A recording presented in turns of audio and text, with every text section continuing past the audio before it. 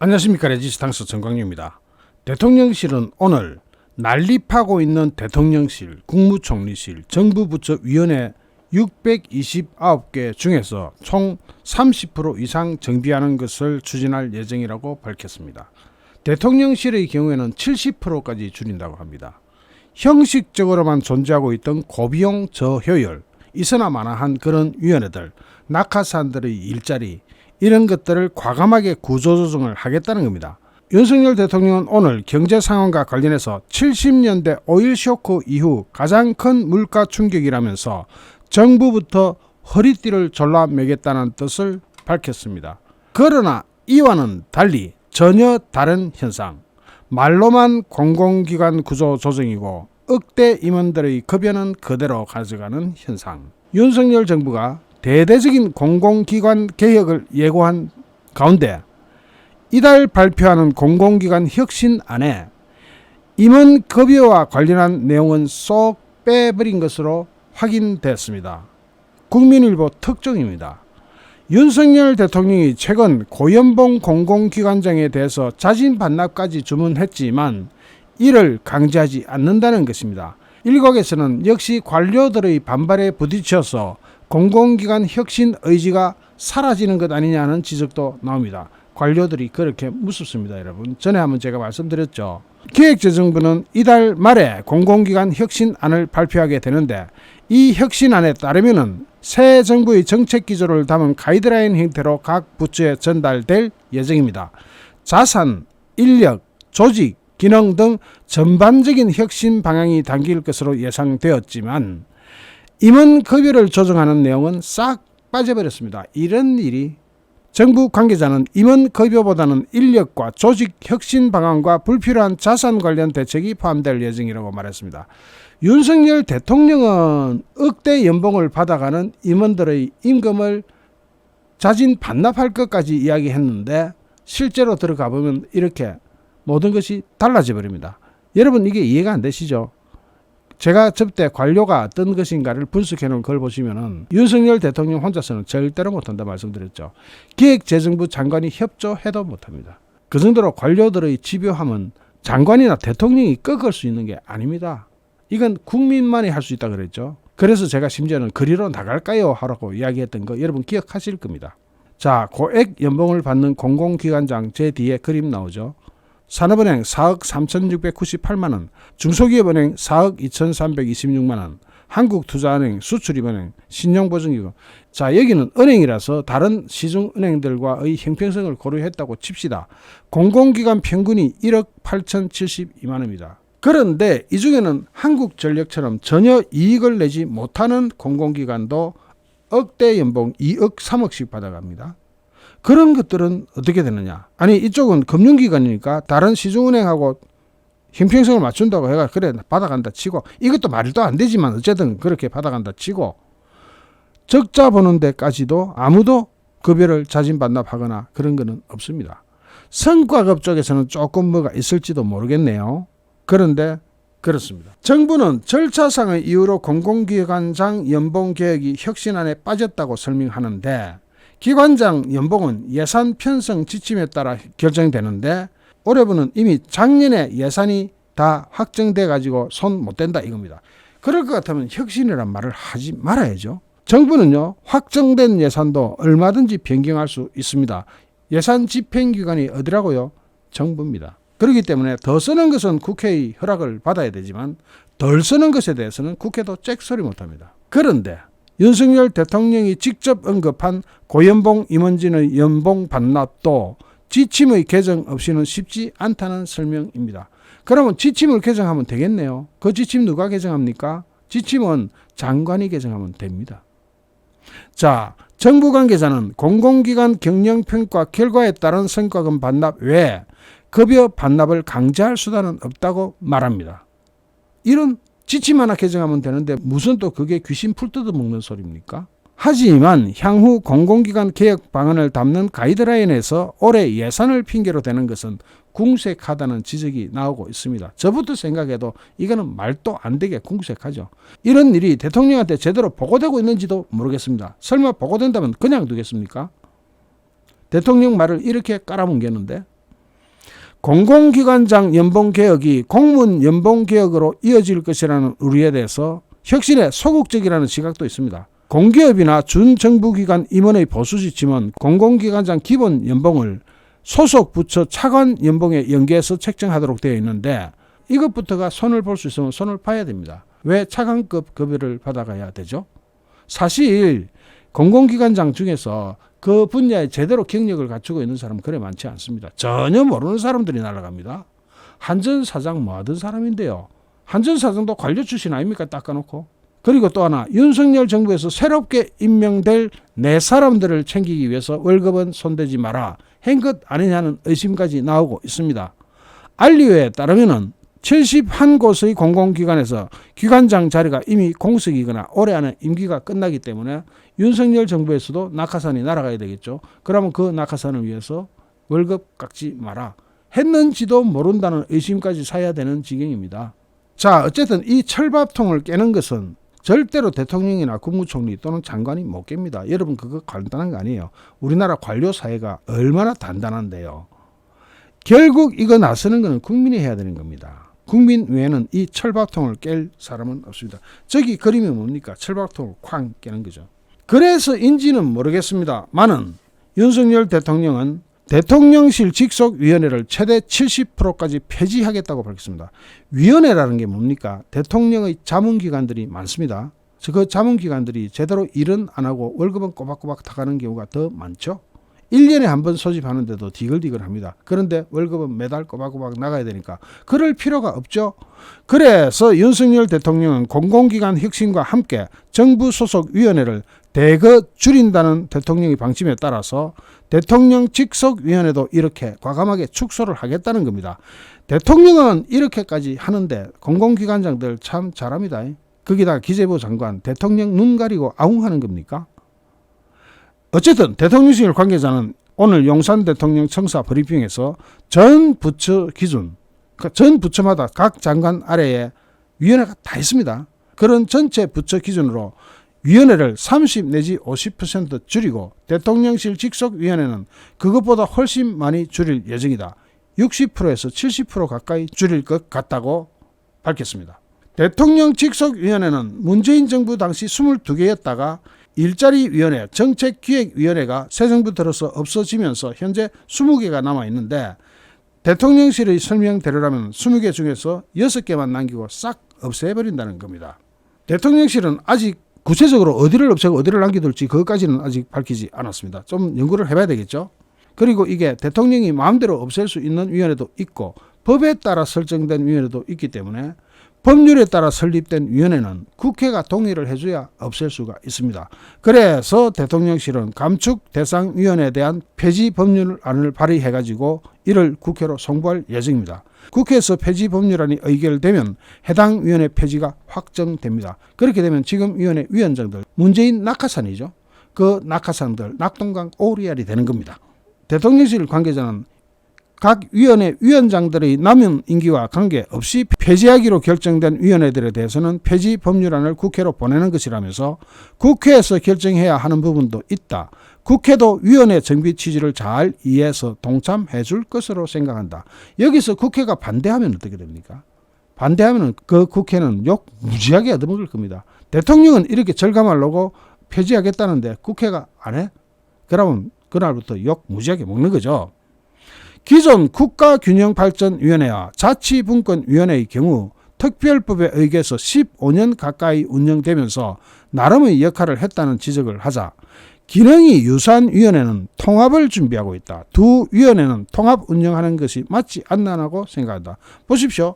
자치분권위원회나 국가균형발전위원회나 그게 그거 아닙니까? 거의 같은데 이름만 다르죠. 이건 통합해버리면 됩니다.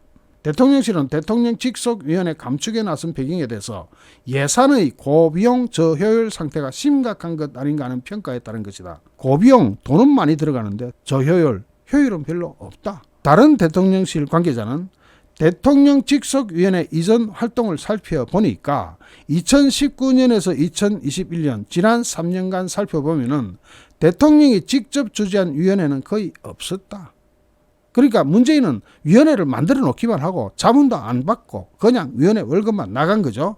그래서 상당수 위원회가 거의 형식적으로 존재하고 운영돼 왔다.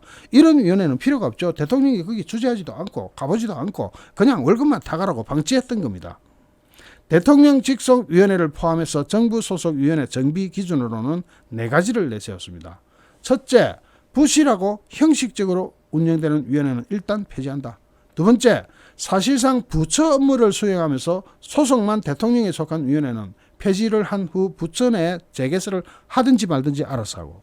세 번째, 기능과 목표가 유사하거나 환경 변화로 성격이 바뀌어야 할 위원회는 통합하거나 혹은 전환해버리겠다. 또 부처 간의 정책 조율 필요성이 있는 위원회는 이게 대통령에 속한 직속위원회는 최소한으로 유지하고 나머지는 총리 소속으로 이관한다는 계획입니다. 그렇게 되면 총리가 알아서 정리를 하겠죠. 그와 동시에 위원회 구조조정 방침을 밝히면서 문재인 정부 때 임명이 돼가지고 사퇴하지 않고 있는 이른바 알박기 인사들이 거치에도 관심이 쏠리고 있습니다. 대통령 자문기관인 김사열 국가균형발전위원장, 이석현 민주평통수석 부의장 등 이런 분에 대해서는 구체적으로 명단은 정하지 않았고 내부적으로 검토 중이라면서 평가 과정을 거쳐야 되기 때문에 좀 시간이 걸릴 것 같아 감축 방향으로 이해해 주길 바라고 그렇게 잘 진행될 것으로 생각한다. 어쨌든 윤석열 대통령이 추진하는 방향은 굉장히 옳습니다. 위원회, 우리나라 위원회가 628개씩이나 있어야 될 이유 없습니다. 그거 100개만 해줘도 잘 돌아갑니다, 나라. 그런데 한꺼번에 없으면은 민주당이 당장 반발을 해가지고 폐지 법안에 동의를 안 해줄 겁니다. 틀림없이 동의 안 할 거예요. 왜냐? 자기네들 낙하산이 거기서 월급 받고 있으니까 못 자르는 거죠. 그래서 이거는 시간이 좀 걸리겠고, 시간이 걸리더라도 윤석열 대통령은 이걸 추진한다는 계획입니다. 거기다가 알박기 중에 이상한 알박기가 또 있습니다. 뭐냐? 문재인 정부 시절에 동해 NLL 북방 한계선을 넘어온 북한 선박을 납포하지 않고 돌려보냈다는 청와대 지시를 어겼다는 이유로 청와대 행정관이 박한기 당시 합참의장을 소환 조사한 사건이 이게 알박기 인사 논란으로 번지고 있습니다. 소환 조사는 말도 안 되는 거고 북한 어선이 넘어왔으면 귀순 의사가 있는지 또는 간첩인지 이걸 조사를 해야 되는데 그냥 돌려보내라고 한다면 이게 말이 안 되는 거죠. 그러니까 그 합참의장을 불러다 조사하면서 조서를 작성하고 거기다 날인까지 하게 만들었으니 무슨 죄인 취급하듯이 했다는 얘기인데, 국민의힘은 당시 청와대 지시 당사자를 비롯한 문재인 정부 인사들이 여전히 군 관련 단체의 임원으로 재직하고 있다면서 이들에게 물러날 것을 요구했습니다. 낙하산도 이런 낯뜨거운 낙하산은 없습니다. 들어보십시오.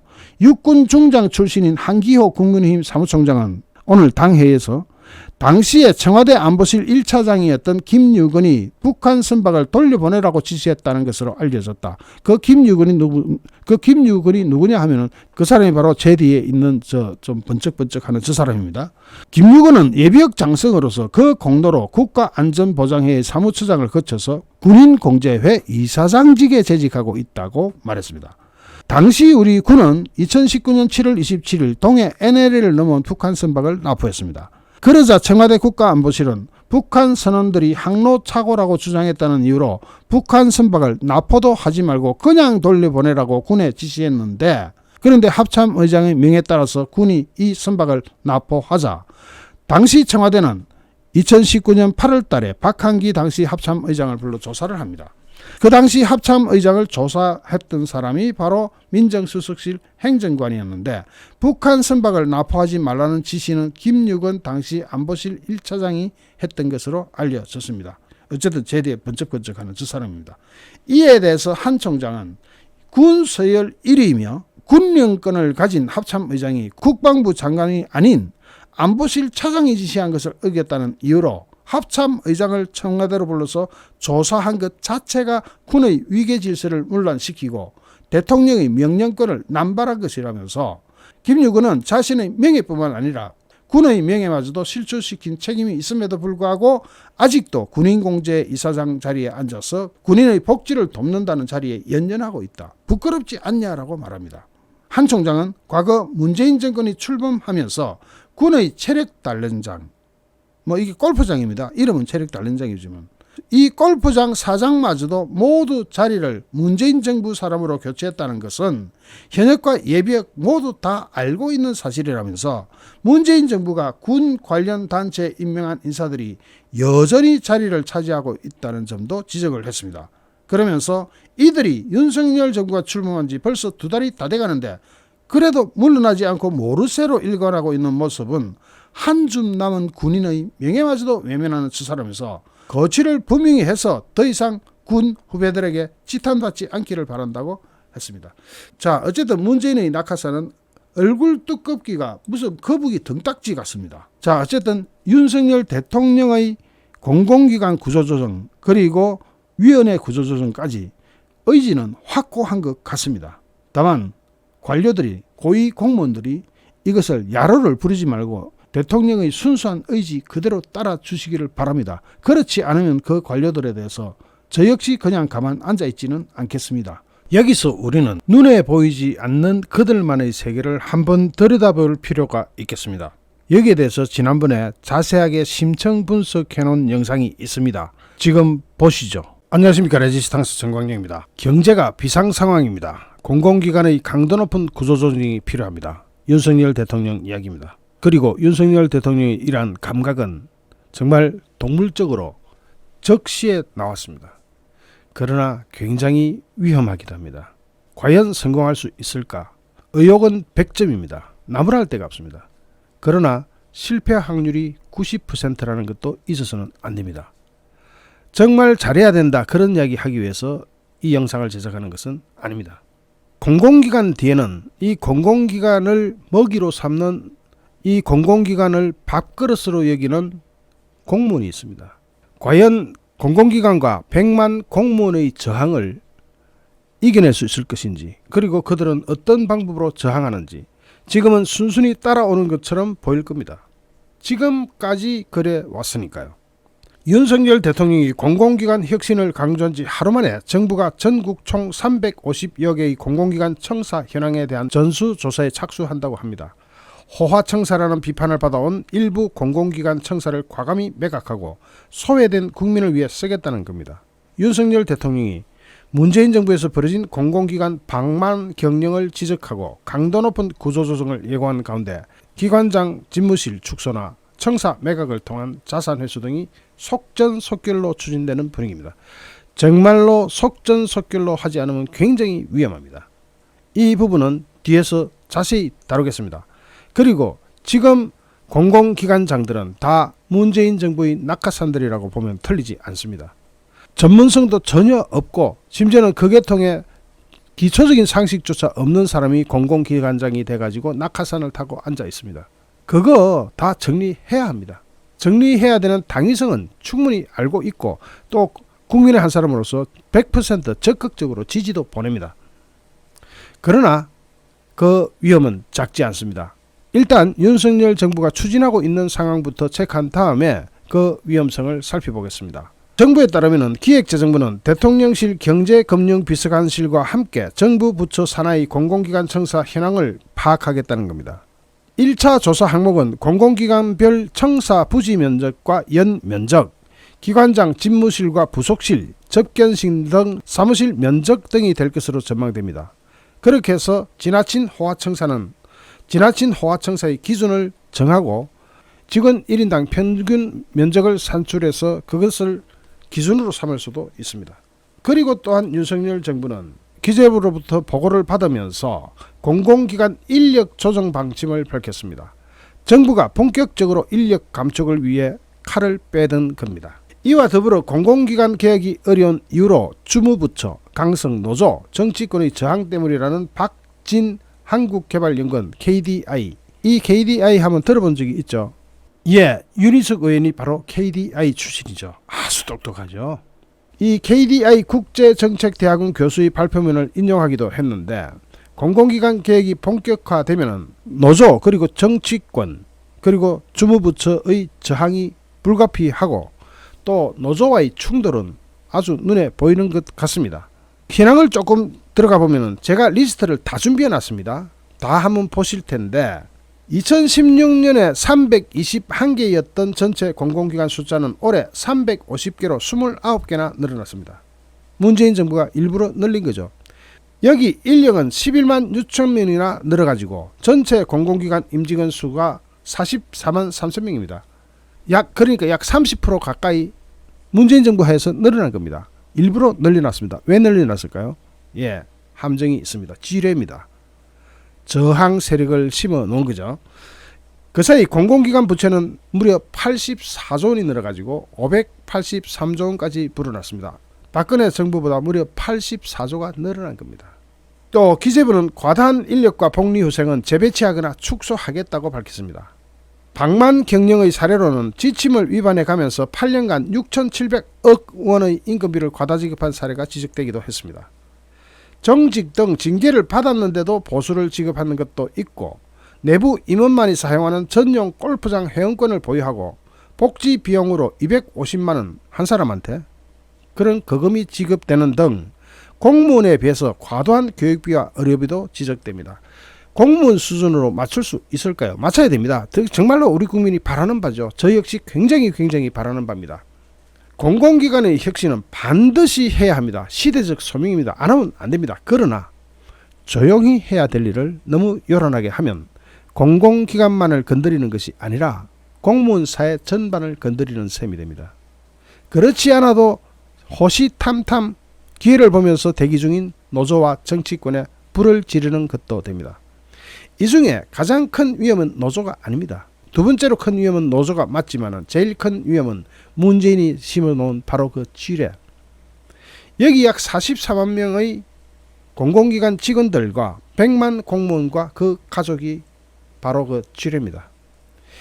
명심해야 합니다. 그들은 아주 조용히 움직일 겁니다. 우리나라 공무원 숫자 비교 한번 해볼까요? 미국은 인구가 3억 2천만 명인데 공무원은 80만 명입니다. 일본은 인구가 1억 2천만 명인데 공무원은 30만 명입니다. 대한민국의 인구는 5,200만 명에 불과한데 공무원은 100만 명입니다. 인구 3억 2천만 명에 공무원이 80만 명인 미국보다 20만 명이 더 많습니다. 만약에 인구 비례를 해버린다면 약 6배니까 80만 명 나누기 6 하면 13만 3천 명입니다. 여유 있게 한다고 해도 20만 명이면 떡을 쳐버립니다. 그것이 진실입니다. 그런데 공무원 숫자는 100만 명이 되어버렸습니다. 일부러 늘려놨습니다. 인구 5천만 명의 국가가 인구 3억, 인구 1억이 넘는 나라보다 공무원 숫자가 더 많은 것. 자, 여기서 잘 보셔야 됩니다. 박근혜 대통령이 김영란법과 연금개혁, 공무원개혁, 공무원연금개혁을 하려다가 역풍을 맞고 탄핵되었다는 설도 있습니다.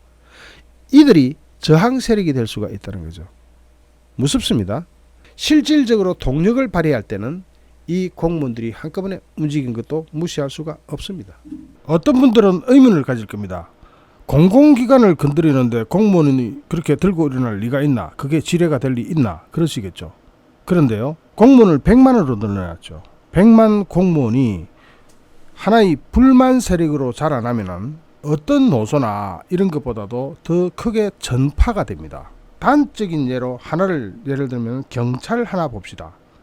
경찰이 여지껏은 상명하복의 그런 지휘 체계를 가지고 있는 것으로 알고 있었죠. 그런데 경찰에 뭐가 생겼습니까? 공무원 직장협의회법이 통과되면서 경찰이 일종의 노조와 같은 경찰청장과 협상 테이블에 마주 앉는 경찰 직장협의회가 만들어졌습니다. 즉 단체 교섭권이 합법적으로 보장됐죠.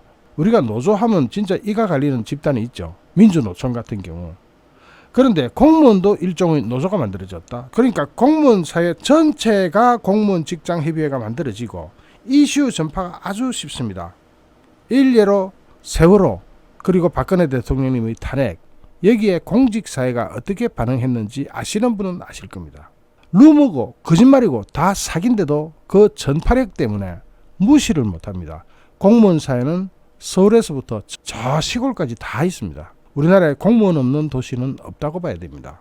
그래서 문재인은 이 공무원의 숫자를 확 늘려놓은 겁니다. 공무원이든 공공기관이든 숫자를 확 늘려놓으면 보수우파 정권이 들었으면 제일 먼저 뭡니까? 구조조정부터 합니다. 일단 불합리하고 낭비 요인을 털어내기 위해서 하죠.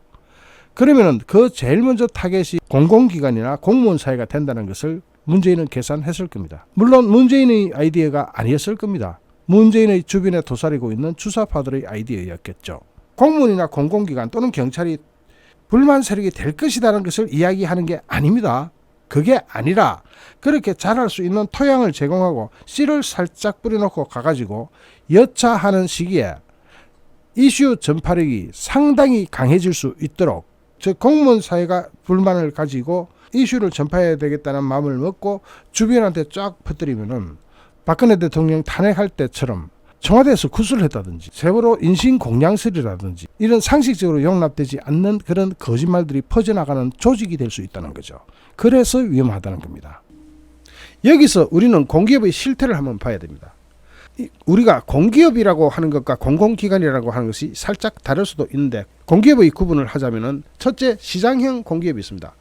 여기는 산업통상자원부 산하가 제일 많습니다. 한국가스공사, 한국광물자원공사, 한국남동발전, 한국남부발전, 한국동수발전, 이런데 사장들 다 누가가 있습니까? 문재인이 날려보낸 낙하산들이 다가 있습니다. 너무 많습니다. 너무 많아. 국토교통부 산하에는 인천국제공항공사, 해양수산부 산하에는 부산항만공사. 이 시장형 공기업은 자산 규모가 2조 원 이상이고 총 수입액 중 자체 수입액이 85% 이상인 공기업을 이야기합니다.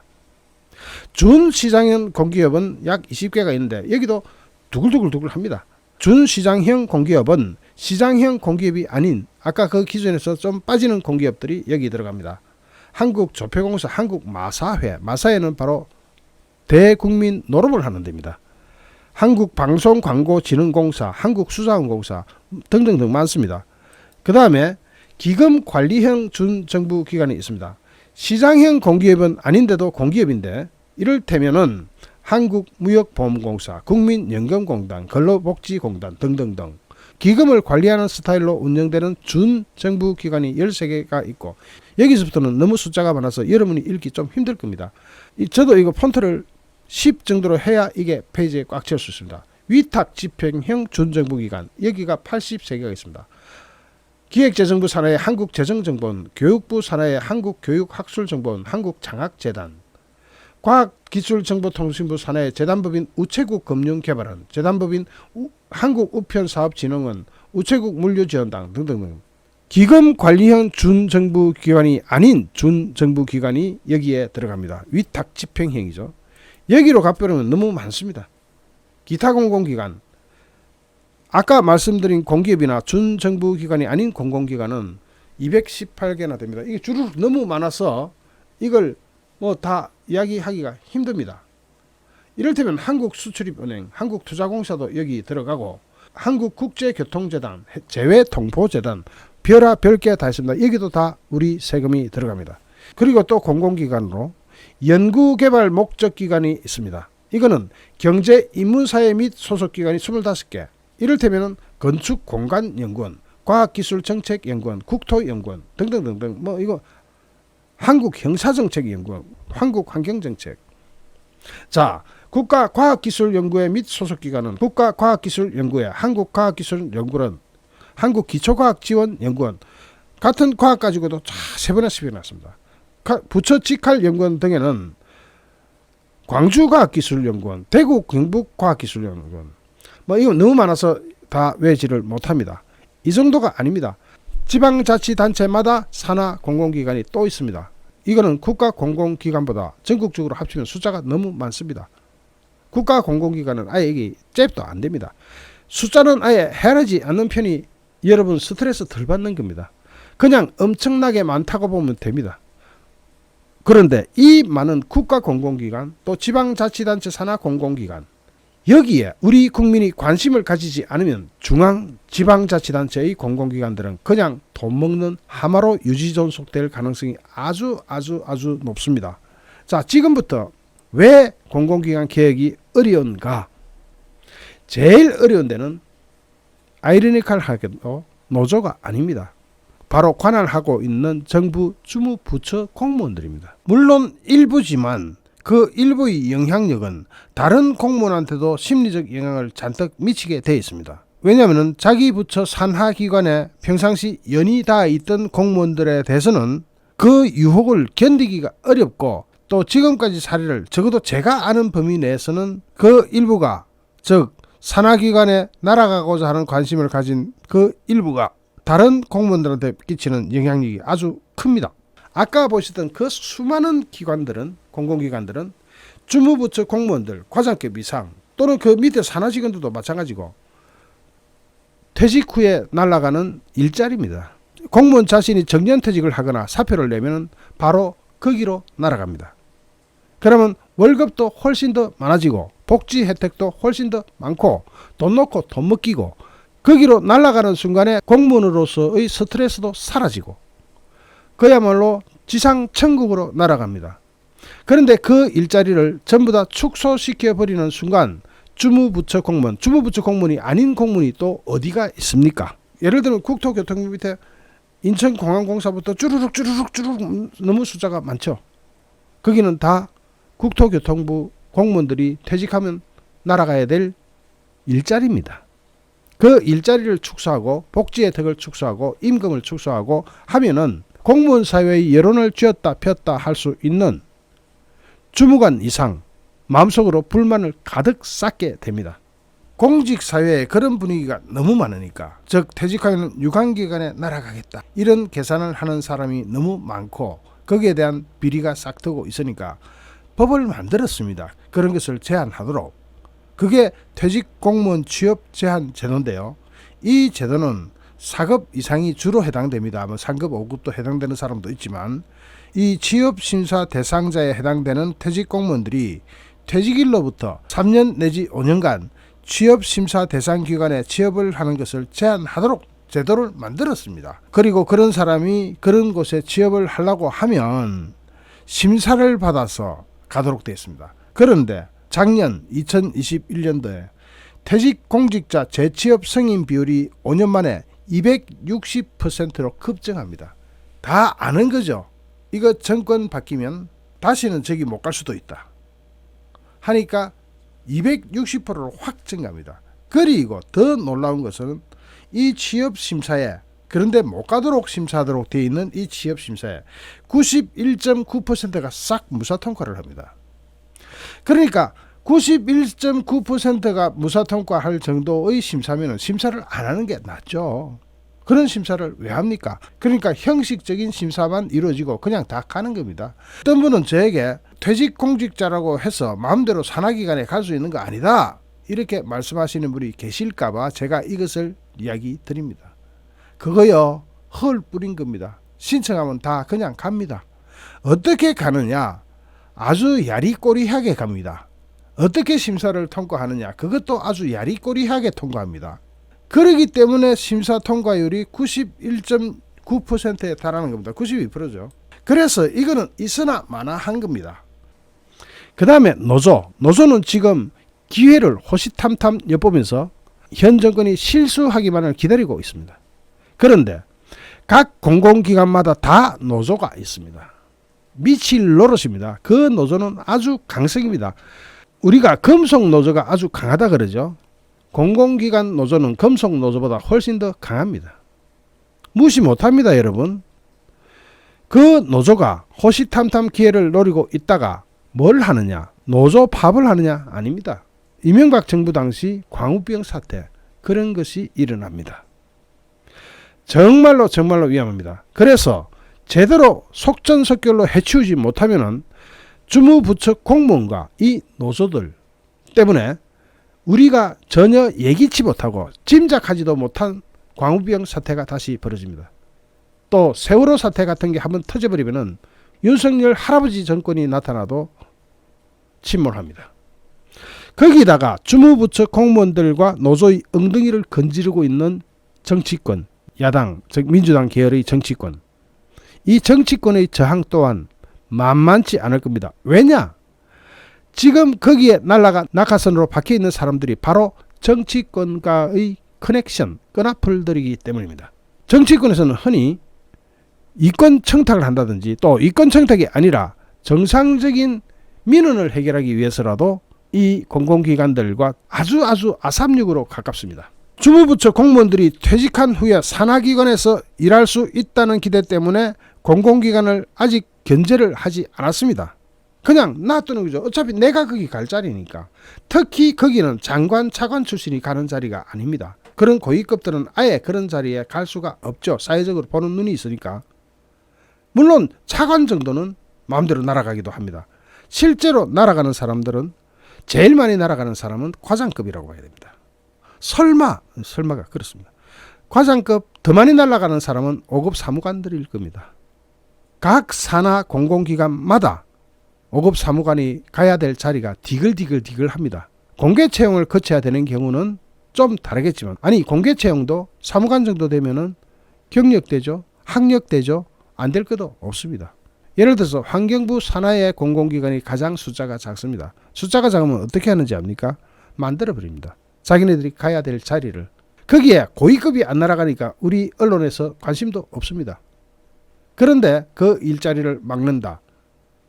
저는 무조건 윤석열 정부가 해야 되고 윤석열 정부가 성공해야 한다는 그런 당위성을 가지고 있고 적극적인 지지를 보내기 때문에 하는 이야기입니다. 둘째, 공공기관의 경영진으로 즉 낙하산을 타고 딱 날아가면 제일 먼저 공공기관의 노조들이 딱 반대를 합니다. 플랜카드를 걸고 날아올 때마다 반대합니다. 왜 반대하는 줄 아시죠? 보다 높은 복리 후생을 내걸어 버립니다. 그러면 새로 출근해야 될 공공기관장 낙하산은 그 노조하고 타협을 해버립니다. 시끄러우면 시끄러울수록 신문에 나가고 자기가 낙하산이라는 게 드러나고 아이고 이거 안 되겠다 싶고 타협을 해버립니다. 그래가지고 공공노조의 강성노조들이 요거를 100% 들어주게 돼 있습니다. 그래서 지금 공공기관들의 복지가 복리후생이 장난이 아닌 수준입니다. 공무원과는 잽도 안 됩니다. 월급부터 잽도 안 됩니다. 아예 비교할 수가 없습니다. 각종 민원을 처리하는 정치권도 공공기관 개혁에 나서지 않는다는 지적도 있죠. 이건 지적 정도가 아닙니다. 아예 낙하산과 민주당 국회의원 또는 낙하산과 민주당 지방자치단체 의원들, 아예 아삼육이라고 보면 됩니다. 딱 붙어 있는 일란성 상동이라고 보면 됩니다. 이익이 너무 같이 맞아떨어지기 때문에 그렇습니다. 그렇기 때문에 지금 총대를 메고 있는 기재부가 본격적인 개혁, 혁신에 나설 경우, 자, 아까 말씀드린 공무원과 노조와 정치권과의 충돌이 불가피해집니다. 반드시 있습니다. 그런데 공무원들은 눈에 띄게 어시하고 안 이렇습니다. 그럴 때는 공무원들이 뭐라고 하는지 아십니까? 아, 괜찮아. 한 1, 2년만 지나면 돼. 3년 차부터는 이 정부도 힘이 빠져. 그러면 그때 가가지고 또 자리 늘리면 돼. 그게 무슨 문제냐. 다시 윤석열 정부가 지금 속전속결로 해치운다고 치면 한 2, 3년 지나면 다시 그대로 원위치 됩니다. 정부가 하는 일에 제대로 관심을 가진 사람들은 대부분 압니다. 저는 이명박 대통령 때, 박근혜 대통령 때 이 부분을 자세히 관찰해 온 사람입니다. 그래서 잘 압니다. 절대로 공무원 못 이긴다는 것이 그 당시 정치권의 시각이었습니다. 그런데 윤석열 정부는 이길 겁니다. 왜냐? 왠 줄 아시죠? 지금이 정권 초반이고 가장 힘이 셀 때입니다. 지금은 지지율 이런데 전혀 신경 안 씁니다. 누구라도 똑같습니다. 지지율이 높으면 높은 대로, 낮으면 낮은 대로 아무 상관없습니다. 그런 게 눈에 안 들어옵니다. 그것이 정권 초반기입니다. 그러니까 힘이 가장 좋을 수밖에 없고, 지금 힘이 좋을 때 몰아붙여가지고 일단 혁신은 해놓고 그 다음에 방어장치를 빨리 만들지 않으면 위험합니다. 공무원들이나 노조나 이런 사람들이 윤석열 정부의 임기 3년차 또는 4년차, 2년차 후반 말반부터 뭔가를 시도합니다. 제 경고를 가볍게 무시하면 안 됩니다. 반드시 시도합니다. 그때 어떻게 대처할 것인지를 미리 생각하면서 공공기관을 건드리는 것은 바로 100만 공무원을 건드리는 것이다. 공무원들이 퇴임 후 날아가야 될 일자리를 없애버리는 것과 같기 때문에 공무원들의 반발은 눈에 보이지 않지만 삭트게 마련입니다. 정말 제대로 혁신하려면 공무원 숫자부터 일본 정도로 낮춰야 됩니다. 일본 공무원이 얼마다? 일본 인구는 1억 2천만 명인데 공무원은 30만 명으로 꾸려나간다. 갑자기 100만 공무원을 일본 수준으로 줄여서 우리는 한 50만 정도로 유지한다 칩시다. 그러면 절반을 잘라야 됩니다. 그때의 저항은 상상을 초월합니다. 그러니까 그런 말도 함부로 하면 안 됩니다. 그래서 어떻게 해야 되느냐. 지금부터 결론에 들어간다면 제가 처음에 말씀드렸죠. 조용히 해도 될 일을 너무 요란하게 하지 말라는 겁니다. 자꾸 자극을 해대면은 쟤들은 움츠러들면서 살 길을 찾습니다. 공무원 조직 이기기 힘듭니다. 경찰도 마찬가지고요. 전체 인구 별로 안 되는, 얼마 안 되는 검찰 조직하고는 완전히 다릅니다. 검찰총장 출신 대통령으로서 검찰 조직을 다뤄봤기 때문에 공무원 전체를 잘 다룰 것이라고 기대한다면 그것은 오산입니다. 첫째는 다시 한번 말씀드리지만 조용히 해야 할 일을 너무 요란하게 해서는 안 된다. 두 번째는 진짜로 지금 하듯이 지금 그대로 속전속결로 후닥닥 몰아쳐야 된다. 공무원들이 정신 차리기 전에 거기 있는 강성 노조들, 아까 말씀드렸죠. 공공기관 노조 아주 강하다고. 그 강성 노조들이 움직이기 전에 후닥닥 해쳐야 됩니다. 세 번째, 여기에 관해서는 국민 여론이 지지를 하게 되어 있습니다. 그러니까 여기서 얻어지는 수익을 국민한테 실제로 돌려주는 그런 제스처를 보여야 됩니다. 우리한테 이익이 되는구나.